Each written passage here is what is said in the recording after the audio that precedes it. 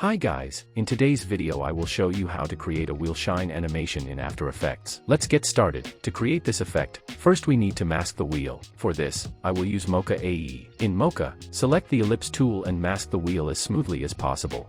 Once you are done, enable perspective and start tracking.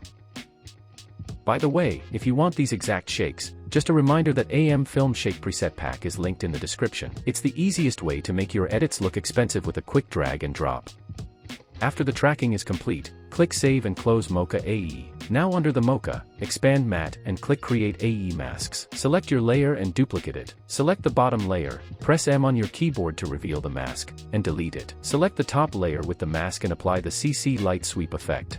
When you adjust the center value, you will see the wheel gain a shine effect. To animate it, move the X position all the way to the left until the light is no longer visible on the wheel. Then click the center stopwatch to add a keyframe at the beginning of the layer. Next move to the end of the layer and change the X position to the right. Now preview the video and check the animation.